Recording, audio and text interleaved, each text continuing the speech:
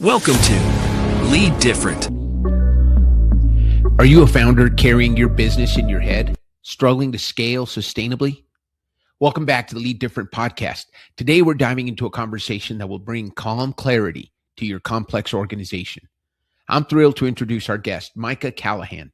Micah is the founder and CEO of Callahan Management Consulting, serving as the operational second brain for founder-led service firms in the $1.5 to $3 million growth stage. With over 15 years of leadership experience, she helps mission-driven experts reduce cognitive overload, clarify accountability, and build structures for sustainable, chaotic-free growth. Rooted in family entrepreneurship and guided by her Catholic faith, Micah's mission is to help founders protect their time and create lasting impact. In this episode, we explore the power of fractional leadership, how Micah helps accidental entrepreneurs align their vision with structured operations, and the profound impact of her find a better way, challenge the status quo, and build trust YOS profile. We discuss how she brings simplicity to complex problems, allowing founders to reclaim their creative space and scale their business effectively.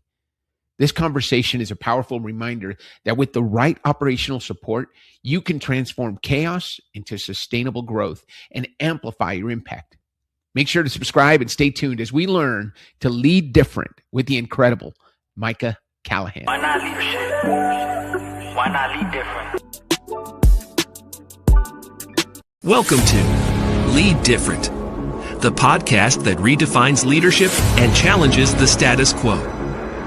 Hosted by Daniel Dominguez, founder and CEO of Why Not Leadership. This show is your compass to becoming a better leader through the power of self-awareness. Good leaders foster teams that are engaged, empowered, and energized. Join us on this transformative journey as we equip you with the tools and insights to lead different. Get ready to challenge the ordinary and embrace self-aware leadership. This is Lead Different. Subscribe now. Discover a new era of leadership. Lead different because great leaders change the world. Go. Hello, Micah. Welcome to the show. Hi, Dan. Thanks for having me.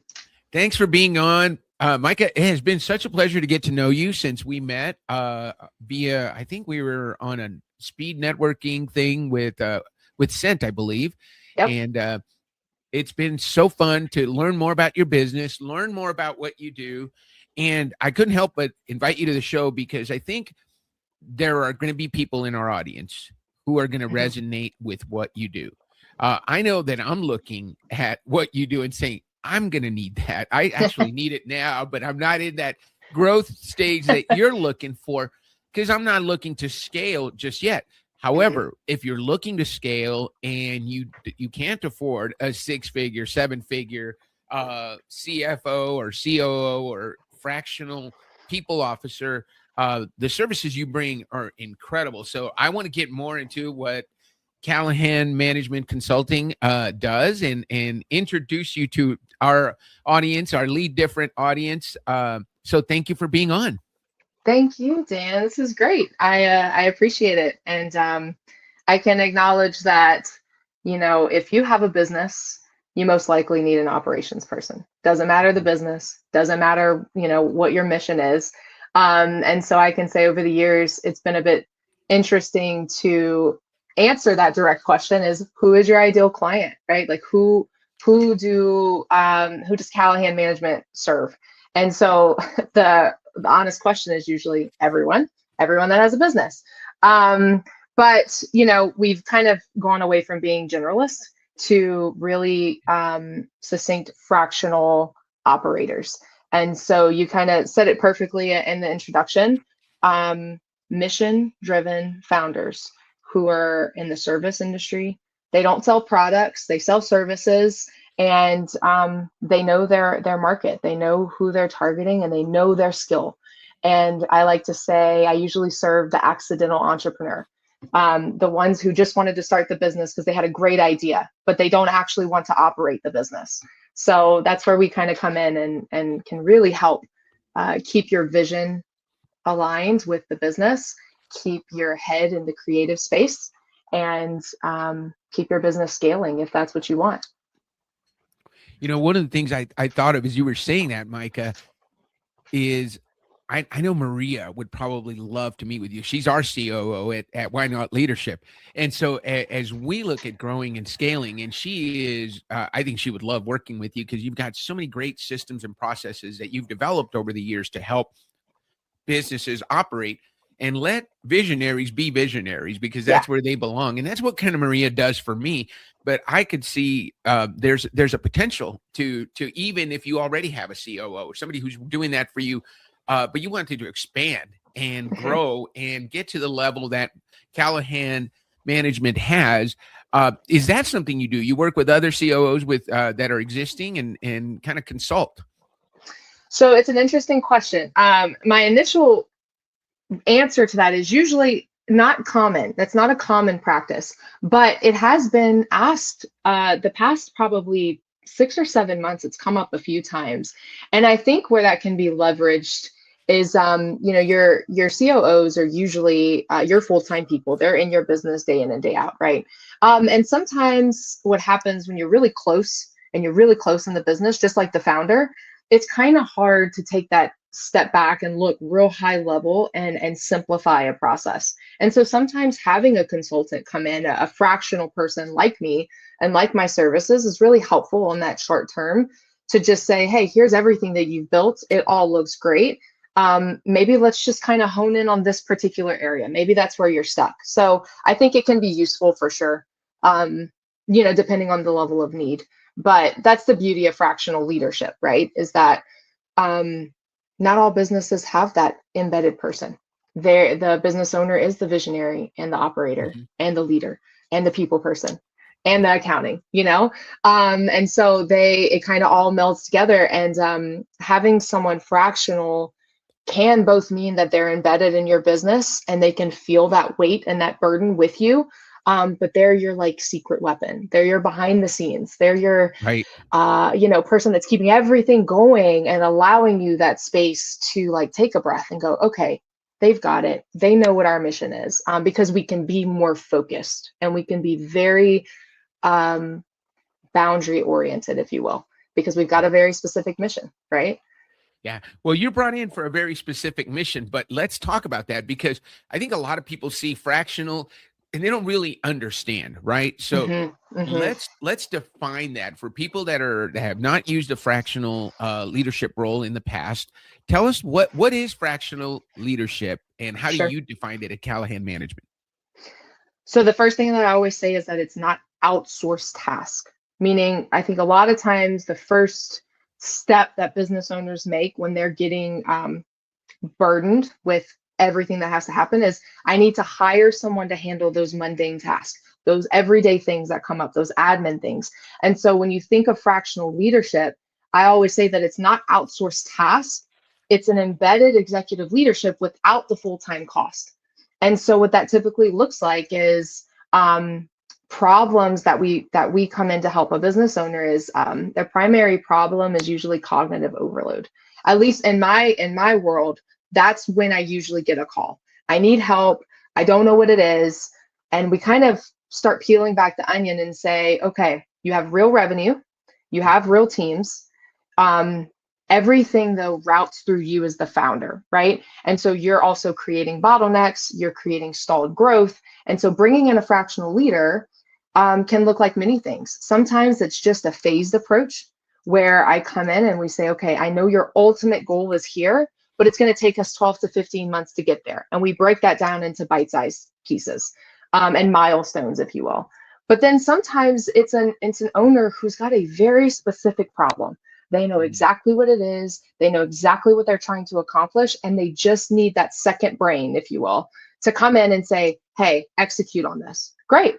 And then that's what you can use a fractional leader for as well. And it has always turned into, well, this problem uncovers another problem and another problem. And all of a sudden now you've got this embedded person, because now I'm feeling your business with you. I am carrying the weight with you. I see all the things. And I'm also looking ahead further for you to help get ahead of those problems. And so fractional leadership can be wonderful, especially in those very specific inflection points in your business where you can pull this person in and out on a contract basis and keep everything running.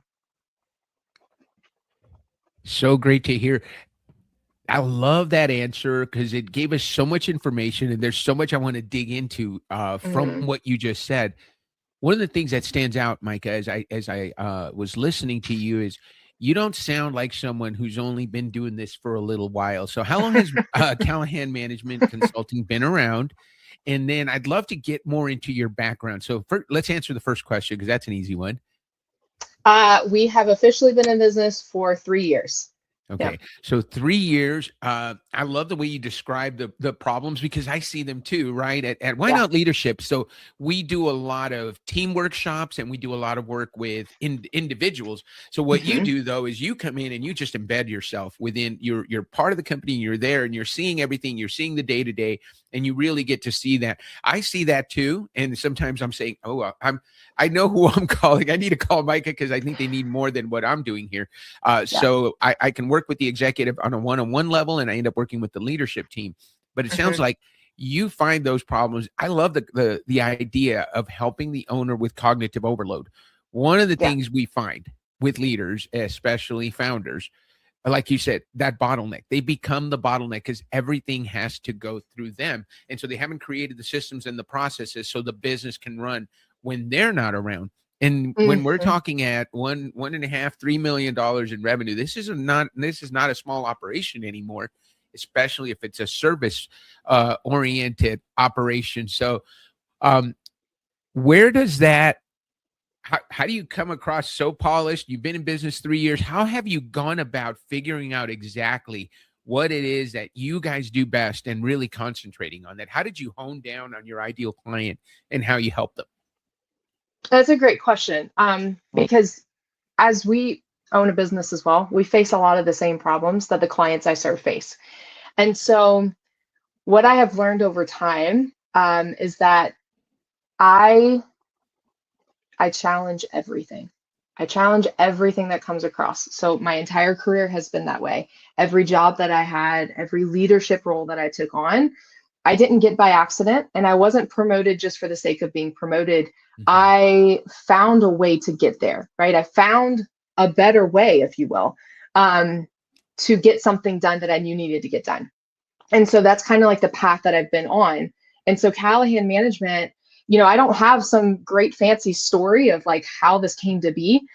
It was really and truly kind of an accident. It was like helping one friend with a business and then kind of helped another friend. And then over time, it just kind of evolved. And it wasn't until about maybe a year into it when I really realized like this was a real business and people are starting to know Callahan Management. They're not just knowing Micah anymore, like they know the business that I'm providing. And so when I started thinking about those ideal clients, it was what is the thing that we do differently than everyone else? Like, why are people calling me? And it was really because everything for me, um, I look at things and just try to attack it from what's the simplest way to get it done. We don't need a lot of fancy tools all the time. We don't need, the complex systems and this like MBA in business to understand. It's just a very simple problem to solve in a very simple way. And so the frameworks and the methodology that I've used has been around that. It's just simplicity. And I think kind of what happens is business owners and my clients, if you will, sometimes will find that they're trying to solve a problem, but there's so much noise because they have to make so many decisions and they have so many things on their plate. And then they've got the emotional baggage coming into the business because it's not going the way that they envisioned. And so all of this compounded together is very hard to make a simple decision. And so having me come in and having my services is helpful because I can give you a framework and ask you very challenging questions that can get to the heart of what we're trying to accomplish. And it usually comes with the aha moment of, wow, that was a really simple question. And now we got a simple answer. And now we can proceed and grow. And so Callahan Management was just kind of born from that after one client and another. And then, feedback. I love feedback. I ask for it often and I ask for it in situations where I know it's going to be uncomfortable because I Mhm. like to challenge myself. I like to challenge every situation and get to the heart of like how we can be better, how we can grow. You know, as you're I can't not bring this up. So this might be the title of the show. Sunil might not like this, but we might change the graphic and call you we might have a picture of you and the Dos Equis guy as the most self-aware person in the world. So it's funny because even listening to you talk, you're talking about challenging, you're talking about finding better ways and simplifying things. So those of you who listen to the show, or if you've worked with me and you're a fan of Why Not Leadership, you know that what we do is the first thing we do with every leader with whom we work is we give them the YOS discovery, where I spent 5 years of my life helping the Y Institute grow that tool. But it was so funny because as you know, if you've gone through the process, we always go through the 9 whys with everyone before we reveal their results. And Micah knew, she's like, I am this, this, and this. And she almost had them in exact order. So just so you know, so we can get everybody on the same page, because I know there's a lot of coaches or a lot of former clients who know their YOS and are fans of the process. Micah's why is to find a better way. Her how is to challenge the status quo. And her what is to build trust. And if you've been listening, just even here in this first 15 minutes of the interview, that theme just comes up. So I'd love to, let's ask you this question so that we can get some perspective on how did it feel to you to discover that your why was better way, your how was challenge, and your what was to build trust? It was like reassuring. It was just like all of my life I've been this way, but there were no words put to it, right? So it was a really refreshing moment. I think I smiled. I'm still smiling, like ear to ear, to say like, yes, God answered me. Like he knows this is me. He designed me this way. And it gave me this leverage of like confidence to say, yes, I know what I'm hearing. I know my strengths and my abilities, and I know my lane. And I think that's where it becomes really powerful, is Right. because I can work really well when I am in my lane, and I'm aware of that. And so I never try to overstep and go out of that, because everything becomes off balance for me. And I'm a very stable person. And so my business being able to be a stabilizer for other businesses, all of this now makes sense. So it was really refreshing to hear. Yeah. Yeah, one of the things we have to do, Micah, and we'll have to follow up offline, is I cannot wait to see your Colby score, because for somebody with the why of better way, a how of challenge, we would expect, and if you're listening and you know the process, you wouldn't expect Micah to be so ordered. But when we look at her top 6, right, your number 4 is mastery. So we know that Micah likes to learn things at a deep level, and that's really close. It's right outside her top 3, but then it's followed by simplify. So we know that mastery and simplify tend to be almost exact opposites, but then it's followed by right way. So there is so much, that we went over when we did your YOS discovery that makes you the person that you are. And as you said, God gave you a certain talents, and you're able to use them to help others succeed. So you bring that creativity. You're not afraid to challenge, but then you're also able to say, hey, let me put it in order for you so that you can do this when I'm gone. Or again, you're teaching by example, right? Because you're not just teaching that founder, well, here's how we're going to do it, and then you need me around for the next 5 years. No, we're going to show you how business can run even if you're not here, because that is such a great stumbling block for most leaders, because nobody can do it as well as they do it, right? Because they started the company. So let's talk a little bit more about the path here. You talked about your background, but when I think about how your YOS has played out, tell me about the career moves that you made because you saw a better way. I mean, you've launched a startup medical school. You're rebuilding operations in healthcare. Tell me how you've done those and how your YOS came up in those, because I think this is so fascinating. As you guys can tell, I like Micah a lot, because I've done this with over 3,000 people, and nobody ever knew their top 3 just off the top of their head. So it's really cool. But I want to dig more into it because you've done some amazing things prior to your consulting business. So I'd love to hear more about that. Yeah. So it's actually interesting because, you get that question often in your life, is like, oh, how'd you get where you are?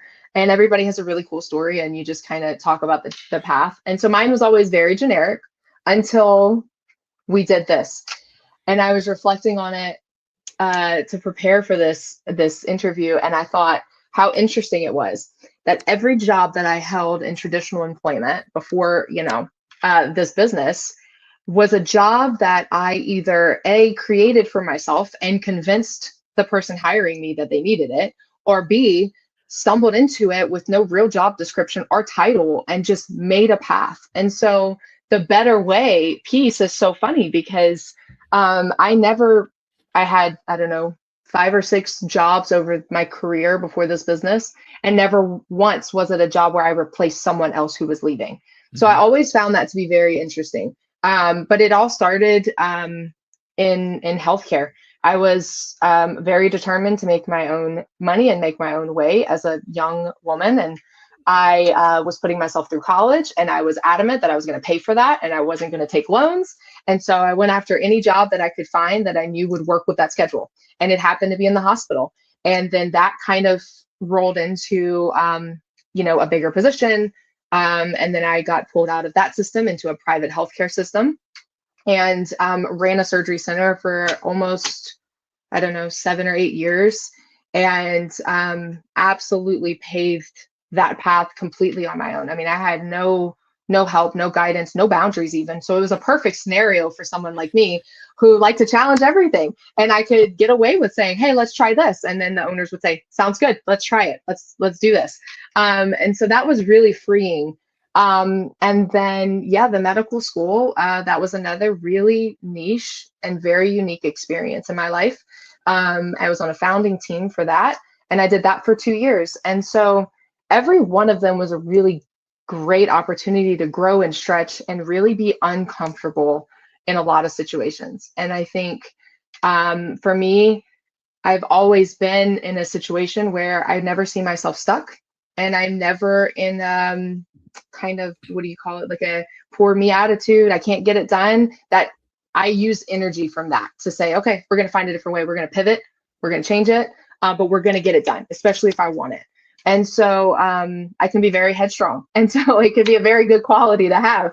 And that is how the career path and trajectory kind of went. And so when it came to owning my own business, it was more about me recognizing how many people I had come across in life who weren't even tapping into a percentage of their God-given talents. And they didn't even know how to find them.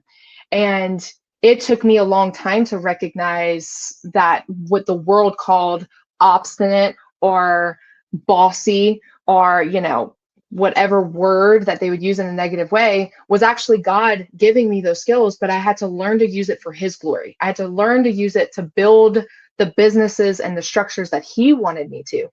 And so while that was a messy kind of all over the place path, it really became clear through this business. And he showed me he was going to teach me by my beliefs, but I had to believe that these skills that he gave me were a very positive thing, and there was a way to use them, and he would find a better way for me, and that was it. I had to trust in him, and that's what we did. We trusted, and we went all in. So, man, I love hearing that. Especially, I can't wait for Sophia, my 14-year-old, and her friends to watch this interview, because I think I shared with you, we did the YOS Discovery with their troop. And I'm not kidding you, 5 of the 7 or 8 girls there had Better Way and Challenge in their why and their how. And so they're wired similarly to you. I know, I think my daughter is almost identical. She's Challenge, Better Way, Trust. So you're Better Way, Challenge, Trust. I think Susan is Better Way, Challenge, Trust, exactly like you. And so just for them to hear, and I love hearing what you just said, the world wanted to call you obstinate, bossy, hard-headed, hard to manage probably was something that people probably have said about you. I know they've said it about me, because you don't manage people like us. You lead. Yeah. And if you have something to add, if you have value and you lead positively, we're going to follow you. If you try to manage us and put us in a box, you're going to have a hard time. Micah, you were young when you were running a surgery center, And Yep. when you talk about the fact that you had complete autonomy and creativity, and you obviously did it successfully, where you would say to them, hey, how about we try this? And they would say yes. Where did the confidence come from? Was it not just naivete? I didn't know what I was doing. So I said, what the heck, let's try it. Or was there a place because you'd done it before, either in high school as a kid, you'd always tried things differently and better and they worked. So you had confidence to say, hey, let's try this way. I'd love to hear, because I come from a healthcare background. I worked with surgical center directors. They're always older than the doctors, and they've done it a bunch of times before the doctors will allow them to just try stuff, right? Because I would always be the one that wanted to come in and, hey, how about we try something different?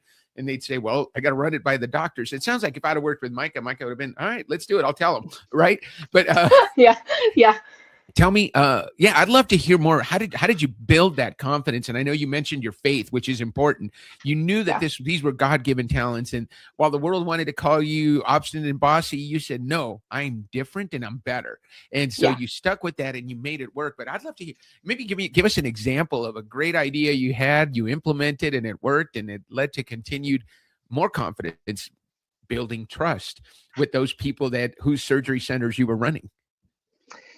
Yeah. So it's interesting because you said it. I was young, and I really was. And so I think there was a little bit of like arrogant confidence, if you will, because the world hadn't beaten me down yet. So it was like, build the confidence, go out and do the thing. So that was a part of it. The other part, though, is what you said earlier, is that one of my traits is mastery. And so for me to be able to go in front of these people that own this center and be able to have the confidence that I had to go in with data. I had to go in with facts. And so I had to leverage every resource that I could. And at the time, there wasn't the EMR systems with electronic medical records. We didn't have a bunch of fancy Googling going on. I mean, it was pretty basic. You were picking up the phone, you were cold calling people and resources and different centers. And so anytime I had a grand idea, it was more around that. I had to kind of come in with the facts, but to be honest, I had some great bosses. They were big visionaries and they were very creative, but they were also risk takers. And they believed that, you had to take a level of risk to be able to get reward sometimes. And so we were a really great balance in that way. And so I think one of the prime examples was that we needed to get accredited, and the surgery center really was standing on its own, and it was starting to come into its own identity in the Gulf region. And so we recognized there was an opportunity there. The problem was getting accredited cost a lot of money and a lot of time, and you really needed consultants. And so I threw my hat in and I said, let me try. Let me go to the classes. Let me go take the exams. Let me put the blood, sweat, and tears in. I didn't have kids at the time. I wasn't married. And I said, let me do that. Let's see if this can work. And if so, give me the autonomy to hire myself out for other surgery centers to do the same thing. And it worked. But I tell you, it was grueling. It was hard. It was a lot of crying. It was a lot of, why did I do this to myself moments? But it was really rewarding, because when we did get our final accreditation and they gave us the stamp and the seal of approval, it also came with I can't believe you guys did this. How did you pull this off? You don't have a big team. You don't have a consultant that you paid $100,000 for. What did you do? And I said, we found a better way to do it. We challenged everything that you said we needed to do, and we came up with a better way. So if the lines were black and white, I said, here's the gray. Here's this gray area, because you didn't explicitly say we couldn't or could do this. And so it was a really fascinating moment. And it was really rewarding. And then I did actually end up getting to help other surgery centers for a couple years after that with guidance and expertise, and start consulting them. And so that's kind of how that consulting piece came in for me over my career. Yeah. It's so funny that you talk about that, because when I'm counseling someone, when I'm meeting with someone and going over their results, especially when they have the why of challenge in their top three, I use the example all the time, and you just literally said it. A challenge person will look at a contract and they'll say, well, if it doesn't say we can't do it, then we can do it. We're going to find those little areas where let's get creative here. And so you probably have known this about yourself, Mike. You need wide bumpers, right? Yeah. And so when you talk about those people that you worked with, those surgeons that owned the surgical center, they probably give you a lot of latitude. And if you give a person with the why of challenge and better way a lot of latitude, they are going to do amazing things. You put them in a box, you put them in a little tiny box, and you say, okay, you got to stick to this. Probably wouldn't have had near the success that you had. And then you had, I love the success story. So the accreditors were the ones who were saying, how did you do this? Right. Without a consultant, without a big team. Yep. And so how long was the process? How many classes did you have to take? And then the inspection process and all that? Yeah. So we did, it was a week-long yearly course in Las Vegas, and it always happened to be on my birthday. So it was just terrible timing, right? So we would go to that for a year, and then you take away from that and you basically do another year of, all of your own tactical work. And so building whatever systems or profiles or templates that we had to build, everything was paper and print and handwriting. And so it was so much more complex than I think it would be today if I was to do it again today. But total, the process was about 15 months. And then the creditors came, I think 2 times after that 15 months. And then when you get your final stamp of approval and you are certified, they come back every 4 years. And so what you do, and so it's ironic because of how I work now, is that you build all those systems, you build the foundation, you build the exact model of which the surgery center will run, aligned with those, policies and procedures set by that company.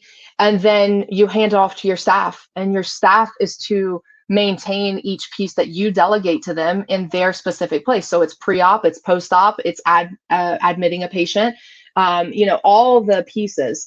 And so when I think about that now, I think it's really cool because that was a great foundation for me to learn how to leverage a team, build them up, help them use their skills, and start to learn to delegate while leading and not being, a hands-off leader, but really giving people space to scale. Yeah, I think that's a great leadership lesson in and of itself, because it doesn't do you any good to have 10 people if you're doing all the jobs along with them, right? But if you can delegate and then you can trust them to do their job and they come back and do it. I was interviewing, I don't know if you saw the interview on Friday, we premiered Marshall Goldsmith, and he talked about one of the habits that leaders have that holds them back. And that habit is always having to improve something. And I love the example. He says, look, let's say you have a young executive that comes up to you and you're the boss, and they say, hey boss, I've got this idea. And the first thing you do is say, you know what, that's a great idea, but what if you did this also?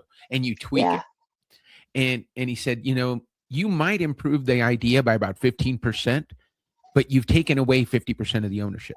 It's not their idea anymore. And so their buy-in, it goes away because now you own it. And guess what? If it fails, then it's, well, I brought Micah a great idea, but she tweaked it. And so that's why it's not working. It's no longer theirs versus, if you just say, you know what, run with it, go for it. Let me see, which I think what your surgery center people said to your surgery center owner said, hey, go ahead, try it. Let's see what happens. And you owned it. And you sweated, you bled, and you cried because you weren't going to let them down because they put that confidence in you. Versus what if they had said, you know what, that's a great idea, but we're going to get this person to help you and guide you, or we're going to tweak it a little bit. No, you've got it. You said you've got an idea. Go ahead and go do it. It was your idea. You were not going to let that idea die because it was your baby, right? Totally different than if they improve it by 15%. I think they did a great job. Do you find that with founders and CEOs that you work with? How, and here's the $1 million question is, how do you help them see the value in letting go? That's good. And it's also very tricky, right? I'm actually currently working on refining my discovery process with these founders to make sure I can identify the type of leader that they are ahead. And so we kind of get through some of the muck of how do they make decisions, because ultimately that does impact me and the ability for me to be able to service them well. And so what I have found is the example that I use often, and it's been I think really rewarding for a lot of my clients is that I'm talking to you as a founder and I'm saying, this happened recently. So I'll give this example. Was a client of mine said, okay, I have this emergency with my family. I have to go take care of this. The problem is the same time I got to go take care of this family thing, I'm supposed to be in front of a client. And my team is coming with me, but I am the face for this project. I don't know what to do. And I said, okay, two things. Number one, your family comes first. You know that. You need to hear it. You're going with the family. Step two, can your team take this 80% of the way? And they stopped and they said, yes. Then we count that as success. So you usually take your team, what I recommend, take your team the first 20%. Give them the boundaries, give them what success looks like, explain to them why you have the idea, but don't tell them how to do it. Let them take it the 80%. If you really feel like you need to come back in there and put your final stamp, do the final 10%, if you will. So you're a little over 100% at that point. But the point is learning to let your team take it on. And if they can take your projects, your ideas, your goals, your missions, whatever it is you want to call them, if they can take it 80% of the way, it's not exactly how you would have done it, but call it a success, because it is. And you're allowing the teams to have the buy-in. You're allowing them to feel confident. And it's the same example if you have kids, right? You want your kids to be independent. We all want our kids to grow up and be great independent leaders in the world. You don't want them to be, just kind of casually going by and letting other people take care of them. So what does that look like? Well, it's your 5-year-old doing laundry in the absolute messiest, sloppiest way that makes you want to cringe because they're not doing it right. But you know what? They're so excited. They're so proud that they just did their own laundry and they started the machine and they know they're going to be able to take care of that themselves. That's a huge accomplishment. And so it's the same thing when you think about it that way. And so it's kind of like the example that I always use, but it's also when I come into a business and I do my initial audit. It always starts with an audit, right? And I kind of just look at all the data, look at the communication between the teams. I can usually pick up on the type of leader that this company is, because this person is for that company, because I can see the emails, I can see the Slack messages, I can see how many times your team members are pinging you for basic questions. That tells me right there that you haven't let go yet, and you need everything to come to you. And so we got to dig deeper. Why is that? And it's usually not because they don't trust their team. It's usually because they just don't know how to let go. Yeah. Another thing that came from that example that I thought about after, I don't know if we've included it in the interview, is if you let the team do it or let the person do it, that little improvement that you thought of that you wanted to give them right away, they usually come up with it on their own. Yeah. So when you let your kid do their own laundry, right? You want to say, oh, honey, but if you did it this way, it would be, guess what? They figure that out on their own. And they might even figure out a better way than what you were going to suggest, right? Absolutely. So that's where that trust comes in. And that's where you build teams that operate without you, and you're multiplying yourself versus just adding. Right? You can adding is okay, but multiplication is better because that's how you scale. Yep. And I think it's true too for it depends on the language being used, right? Like if someone comes to you and says, I have this idea and I know how we can get it done, then it's not up to you to give feedback at that point. It's not up to you to give a better way. It's up to you just to listen and give them the, okay, sounds good, go with it. Or at the very least, that's a great idea. Let's table it for now. Let's talk about it in Q3. But it's the language that's being used often. They're not asking for advice. They're asking you to bless their idea because they thought about your business, right? They thought about you and how to better it. And I think that matters. Yeah, that is really, really good. By the way, you mentioned kids. I've got to mention this. We've got to talk about this. So you and Jeremy Callahan are raising a brood of kids and running a business, and you're very busy. So tell us a little bit, what you feel comfortable sharing about how many kids you have.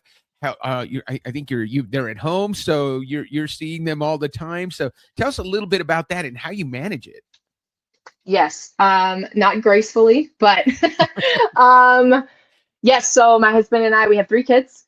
We homeschool them. They're 7, 6, and 2. And Genders? we 2 boys and a baby girl. and it's a wild time. We love every minute of it. The entire purpose of our business, this business coming to what it is today, was so we could be home together as a family. And so we actually now have multiple businesses, which Dan, I haven't told you about yet. So of course there's more than one, because there was a better way to do life, right? So yes, we have a couple of that. We stay home all day with them. We operate out of here, and our home base is in Florida. And it's been very rewarding to kind of see God's hand in this trajectory of our life, because we kind of always came from the typical standard traditional employment background. And my husband's a veteran. And when he came out of the military, he went right into the oil field working offshore with no schedule. And we did that for, I don't know, he did that for 15 years. And when it was time for us to get married and have kids, the first thing that came up was, we can't raise a family like this. We can't have him gone months at a time or weeks at a time and not know them.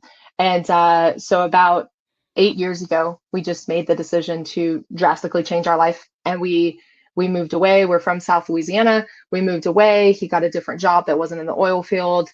We did that for 5 years. And then that is really where it sparked the idea of like, why are we working for other people? We've got insane talent and skills and things that are applicable in so many other industries and so many different things. Why not try it ourselves? And then the kids were becoming of age for school, and we just felt the call to homeschool them. And so we needed to move to a place that was very homeschool friendly, and had more community that looked like us. And so we ended up finding Florida in the Panhandle, and we've got a robust community. But the most interesting thing about it is that we were immediately put into an area where the families look like ours. They're small business owners.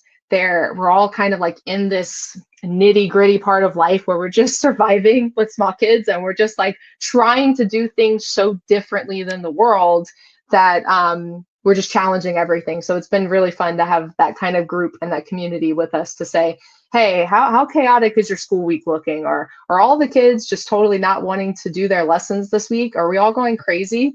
Like, what's happening, you know? So yeah, that is our life as well. Yeah, that's really cool to talk about, because to hear about, because so many people are afraid to take that step. And so it takes a certain amount of courage. It sounds like a really good why not moment. I always ask, tell me about your biggest why not moment. That sounds like a really big why not moment, to make a decision. Hey, we're leaving the corporate lifestyle.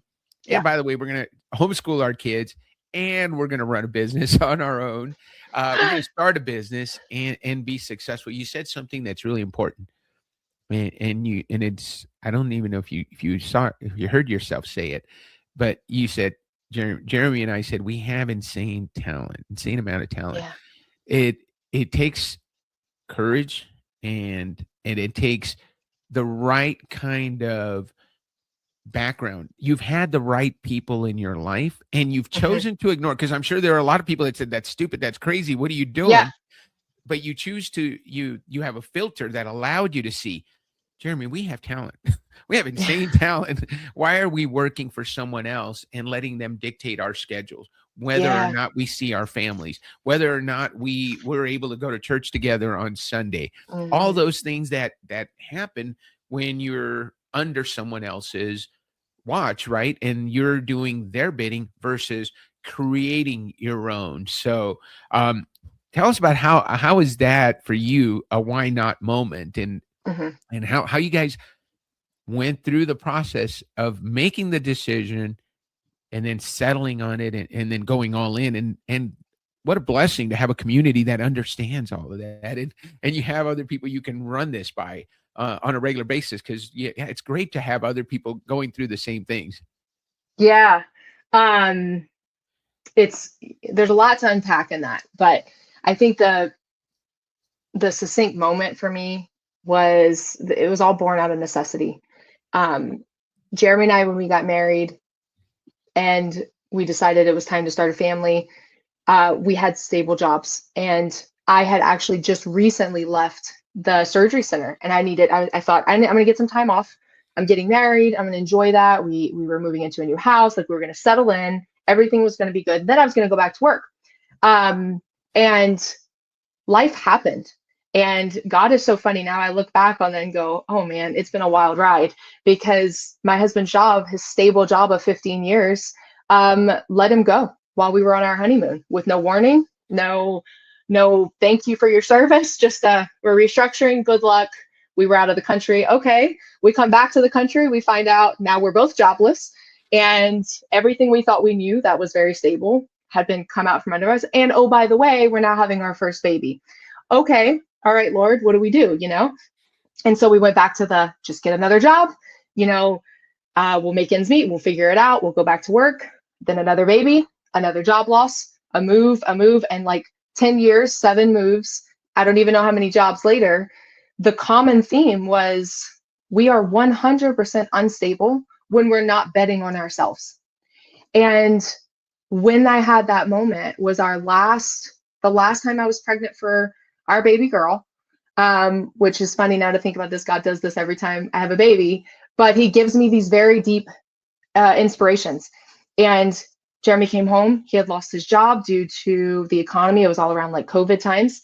And here I am a month from having my daughter. And I said, okay, no more of this. We have that insane talent. Now we got to figure out how to leverage it. We're going to do drastic things. We're going to sell our house. We're going to sell some things. We're going to get down to the core of what this is and why God keeps stripping these things from us. He's trying to show us something and we're not listening. So now we need to listen because we don't have any other choice, right? So it's born out of necessity. It was a very natural, I guess, maternal instinct to say, I have to protect these people. And it was really hard for me to wrap my head around God saying, I've given you this beautiful career. You've got all this amazing skills and ability that you've used for other people, but I also need you to work in the world as well, but I don't need you to leave your family. And that was the thing I couldn't put together, right? Mm-hmm. Because the world says you leave your home and you go work in the world and your kids get raised here and then you'll come back together, but you need 2 incomes and you need to live your life this way. But my faith side said, but you need to be a mother. You need to be a wife and a mother first. Then you need to be a business person if that's what you need to be. And so it took me a while to kind of figure that out. And that's kind of where I say it was an accidental business because it took a few tries, a few clients, a few projects to give me the momentum and that courage to say, wait, Lord, this is it. This is the moment. This is what you showed me. And so after our daughter was born is when really things kind of ramped up for us. And he was showing me every day, all right, you're going to make this change. You're going to get stripped from this. This is going to be very painful, but it's going to be good. It's going to be fruitful, but just trust in me. And so we did that for about a year. And that's our why not moment was at this point, we have nothing to lose. We have absolutely nothing to lose. And the thing that we have to gain is that you can always go get more money. Money will always come and go, but your family and your children and the season of your life, that's a very short window of time. So be intentional about it. And how are you going to be intentional about it? And for us, it was very clear. We wanted more family time. We wanted ability to control our own lives, our own schedules. And we wanted the freedom to come and go how we want. We wanted the freedom to work with who we wanted to work with. And so that was our moment. And it was one box after another with no clear path, I'll tell you. That could be a whole other topic of craziness, but it was fruitful and we went all in on this. And God never failed us, I tell you. He never once failed us. It didn't mean it didn't get hard, but he didn't fail us, I think I know the answer to the next question, but I have to ask it. Was there ever a time during all this craziness and changes and losing jobs right in the middle of another pregnancy, right? Having to make big life changes on top of having a baby on the way. And you made this big last decision right before your baby girl was born. Is there a time when you just said, God, I don't know if I can do this? And you almost quit and you're so glad you didn't? What was the scenario that made you say, oh my gosh, I don't know if I can do it? And how'd you overcome that? Yeah. Actually, that happened fairly recently. So I think it's funny because if you think about most of your personal life and your business life, people usually start the new year and they say, okay, we have goals. Like this is the goals for the year, and we're going to map them out. Right. And so I do that, in a very lax way, but I do that. And in 2024, I mapped out what this business was going to look like for the year and what our life was going to look like. And that was the moment when I decided, okay, we were going to go all in. And so I mapped it out and I prayed over it, and then I put it away. And I said, okay, Lord, I have a tendency to be very controlling, very like this way only in a box. But at this point in my life, you got to do it. You gave me an inspiration. I wrote it down. You take care of it. And at the end of that year, every single thing that I wrote down not only came to be, but came to be in the time frames that I had asked for. And that was quite powerful. So then 2025 comes and you're busy now. We've moved, we've established our life here, we've got our community, we're like rocking and rolling. And we were about 3/4 of the way into 2025 when I realized, one, I had never set my goals for the year. I just kind of like was going on with projects and clients. And two, I hadn't even been thinking about my pipeline for my business. I hadn't even been thinking about running my own business because I was running my clients' businesses. And the moment came right around like September of 2025. And I thought, oh no, I've got a couple contracts ending. This is how we live. I need to be thinking about this. And it felt like it was too late.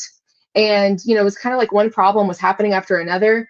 And so from like September to about October, November, things were pretty hard for me to understand like how I allowed myself to get there, how I allowed that to kind of just like slip through the cracks. But then also a lot of grace came from that too, because what now I'm seeing, the reason that had to happen was God had to show me that he allowed me to create this business and to build it. He allowed me to build the confidence and the skills to do it.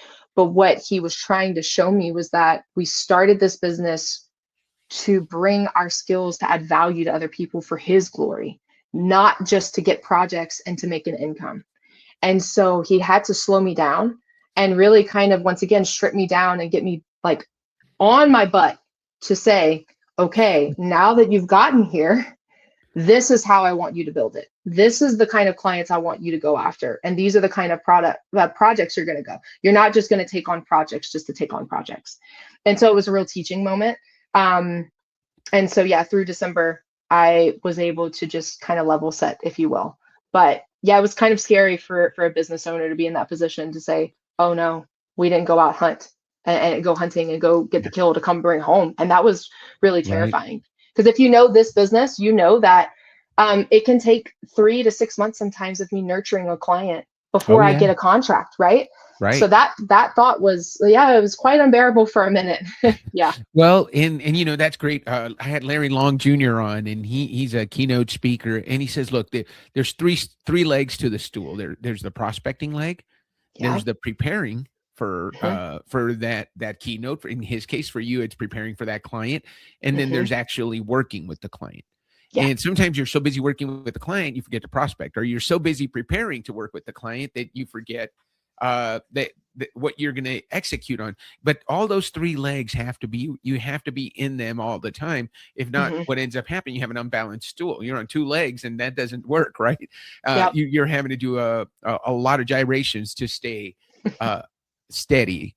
So that is a great lesson, and it sounds like you're on the other side of it. Of course you figured that out. Of course, Micah Callahan figured out how to do, and you help your clients to probably do the same thing, because we all have a unique ability, and you keep talking about God-given talents and those deep conversations that you've had with God, and how you've been able to look at all of these challenges and things that have happened from a perspective of, hey, this is God trying to tell me something. I just have to listen. I'm reading a Matthew Kelly, and I can't remember the name of it right now. It's in my bag, but I don't want to reach for it. But he talks about, everybody wants to talk to God, but nobody wants to listen. And I think that one of the things I'm hearing from you is you've been able to listen and implement based on what you've heard from him. And that has led to some great things that you're doing right now. That's really good. Yeah. I I think when it comes to the listening piece, it's like a muscle, right? You have Mm-hmm. to, a priest told me one time, like, you're married. Do you think if you talk to your husband for 1 hour a week that that marriage would be successful? And I said, well, no, of course not. He says, okay, so why do we do that to God? Why do we treat 1 hour a week with God like as if he's going to show up all the time for us and we're going to recognize him? Mm-hmm. And that stuck with me because what it allows you to do is, one, you have to be self-aware, and that takes its own level of ability to do. But you also have to recognize that every single moment, every breath, every second is ordained by God. So worrying about it, that same time is going to pass, right? Whether you worry or not. So why worry? Why not just focus on, okay, my whole day got interrupted. My kids are sick, my this, that, and the other, and it didn't go as I planned. Why me? Poor me. Why me? Why do that? Because that won't change anything. The facts are there. And he's trying to say, hey, today is a protection for you, or today was a lesson for you because you were getting too far off your course. So now I'm going to correct, And for me, at least I know he has to make me physically sick. I have to be sick and like bedridden before I listen. So that's like, I know that to be true. So I try to correct before that happens, but not always. Wow. Micah, I cannot believe how long we've been talking, and I have Yeah. like 20 more questions, and you have done such a great job of sharing some really great stories. I think our listeners are going to take away just your powerful faith, your powerful commitment that you have to bring out the best in yourself and in your family, to put things in the right order. I think you've got a great set of priorities, and you start with being a mom, being a wife, and then being an amazing business woman who is running an incredible business right now and making a difference for the right clients that God told you exactly who to work with and how to find them. And then when you needed rescue, he came to the rescue in the fourth quarter of last year so that you could continue to live in that nice neighborhood that where you have all your friends, right? Thankfully, the Callahan kids aren't panhandling in the panhandle of Florida. That Although is true. I'm sure they're very cute and they would do really well, right? They'd be very successful. They would be very successful. Amazing panhandlers in the panhandle of Florida. Micah, I know I want to continue to stay in touch with you. I know that our listeners are going to want to go follow Callahan Consulting. What's the best way for someone to get a hold of you? What's the preferred method of communication for you? What's your social media platform where you hang out with the most? And what's your website? Yeah. So my website is Callahan Management, but it's Callahan MGMT co.com. And that is a great place because I have a info box where you can fill out a quick question and with your information, give me some details about what you're looking for. And if you don't know, that's okay. You can just send me, hey, I don't know, but I think I need you. Great. We'll get on a call. We can usually figure that out quite quickly. Or on my LinkedIn, it's Micah Callahan, and you can DM me there. Those are the two places I hang. I do post. I try to post regularly around resources for just if you're not quite ready or you don't know yet what you need. Those resources and those blogs are great to kind of start to get you thinking about how and when to use someone like me. But again, I'm a small firm, so you can just reach out to me directly and we can usually have a one-on-one. Yeah, absolutely. And I can attest to that. Micah's been very accessible, very easy to work with. I know we've talked about doing some collaboration because I just see what she's doing is so amazing. And so I'm looking forward to those collaborations, but we'll put all that information in the show notes. So in case you're listening and you didn't write down, it's Micah, it's Callahan, MGMTco.com. So make sure you put that in there, but we'll put it in the show notes so people can get a hold of you. Micah, it's been a pleasure, absolute pleasure to talk to you today, to learn more about the Callahan story and to share your wisdom with our audience. So what do you say we end the show on that note? I love it. Thank you, Dan, for having me. This was great. Thank you so much, Micah. Guys, if you are listening and you learned something today, if you are inspired by some of the stories that Micah shared, if you want to Lead Different. Make sure you like the show. Make sure you subscribe. Make sure you subscribe to the channel. And make sure you tell your friends about it and tell people about Callahan Management and about the Lead Different podcast. We need all the followers we can so we can make a difference for more people all over the world who want to lead different. Micah Callahan, thank you for being here. God bless you and have a great rest of your week, everyone. Thank you. God bless. Bye. This is Lead Different. Subscribe now. Discover a new era of leadership. Lead different because great leaders change the world.